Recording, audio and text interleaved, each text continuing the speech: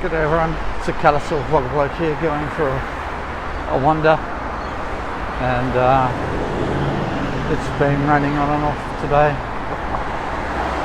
and there's a chance that I might get caught in it, but I don't care. Okay, so I'm walking along, as you can't tell, a major road here, Spit Road, going through Spit Junction near where I live in Sydney in New South Wales, and today I want to address how CADASIL has impacted my life for the last essentially 35 years, and it has had a big impact on my life, from when I had my first migraine with aura when I was 26 years old, which continued until I was 50, and I had those migraines regularly throughout each of those 24 to 25 odd years. Kept me away from work for up to 2 weeks at a time. So obviously that created issues for me. There are several years where I used up all of my sick leave, and on some occasions annual leave, and there are a couple of years where I ran out of all types of leave, meaning there were periods where I didn't get paid. So luckily my wife worked, still does, full-time job. For several years I even went down to part-time hours, and even that didn't make a big difference in terms of the migraines. I never really identified a trigger, although I must say insufficient sleep at times seemed to make a difference, so there was that. The other impact of the migraines was that it was never just the headache of the migraine, which was bloody horrible, really painful, gotta say. But migraines kind of is a syndrome, so it comes with other symptoms as well, which in my case included after the pain period was fatigue. So it was fatigue of the migraines and the fatigue which comes from CADASIL anyway, especially if you've got a severe phenotype, which I do. So that impacted on the social life as well. I wouldn't regularly make commitments to meet up with people because, one, I was fatigued a lot of the time anyway, and two, I never knew if I was going to have another migraine. And I didn't take the opportunity to go away on holidays very often because of that risk as well.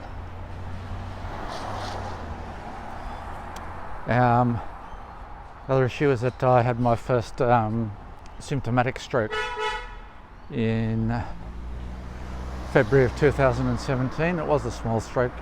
I recovered from it completely. And by the time I had it, I'd actually been medically retired from work for about a year and a half at that stage. So that cut my income by about 2/3. So it's a partial disability pension, which is funded somehow through my superannuation, so I'm not on the official Australian government disability support pension, which actually pays a little bit more. But either way, both of them are below the poverty line. So luckily my wife, as I say, is still working full time. I then had my large stroke, a lacuna stroke, which had very obvious symptoms and still does, hence the limping while I'm walking. And there's ongoing pain because my body has to adapt to the limp. It's throwing out other parts of my body, including my back, my hips, my left knee in particular as well. So that creates its own special challenges, including at home. It's somewhat easier to walk out here in the open compared to home, where you've got to make little steps most of the time just to keep my balance.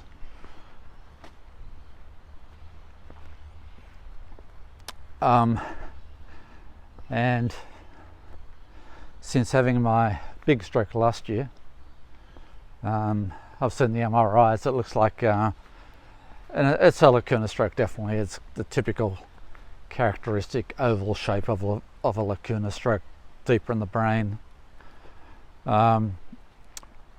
Looks to me it's about 12 millimeters in length, 9 or 8 millimeters wide. So down near the basal ganglia, I think what happened, I'm still not really sure, is that a bit of plaque, just a smear of plaque, moved across in my middle cerebral artery, moved across the opening into one of the deeper penetrating arteries and blocked off some blood flow. So one of the other consequences of that is that I no longer drive, so that takes away some independence as well. Used to enjoy driving, used to love driving, really. But sorry, I'm concentrating on walking up some stairs here. I just didn't think it was safe for me to keep driving, either for myself or for other people who are out on the roads. So I spend a lot of time at home. It's restricted a lot of what I can do. Not just for myself. I mean, when I was still driving, I used to do all the grocery shopping. I used to go out and go to the supermarkets, and shopping online is not quite the same. My wife and my daughter don't drive, which is why it's kind of like not an option for them at the moment either.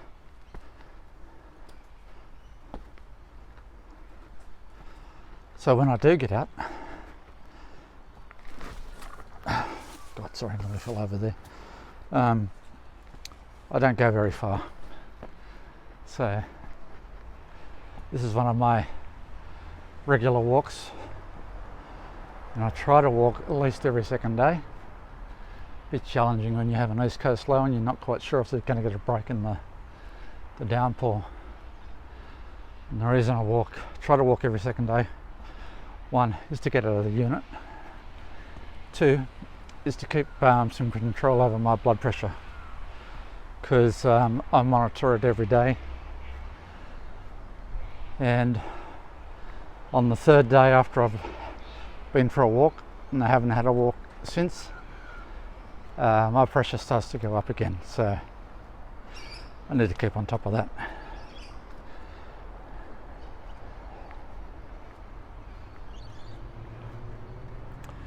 So yeah, I was going to start this video off by saying CADASIL. Yeah, you know, sure, I have some bad days, but other days they're worse. But I do what I can with it. I try to have a decent diet. I try, when I remember, to keep hydrated. If I don't get out for a walk, I'll try to do some rehab stuff at home. One thing I'm not very good at is getting to bed early enough to get the sleep that I need. Part of it is I don't want to be missing out on whatever is happening. I don't want to sleep my life away. And that might be to my detriment a bit. But you can't surrender your whole life to the disease. You have to respect it and live with it. But and to some extent, if you've got a severe phenotype, which, as I say, I do, you have to modify your life to adapt to what you have.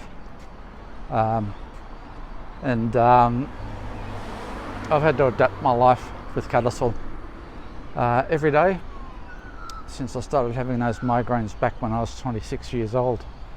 I have maintain a really good sense of humour, at least I think I do. I watch lots of comedies, I listen to music that I love, I watch TV programs that I love, and just keep on keeping on. Okay, thanks people, peace and love, see you next time.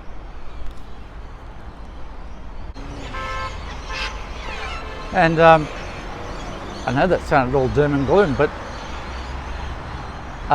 doesn't mean I had some good times over these years. I certainly did. But underneath all of those good times, there was always the pain. I've had a headache, if not a migraine, every day since I was 26, and also some neurological pain, particularly in the soles of my feet and the palms of my hand. But I still smile most days. I try to.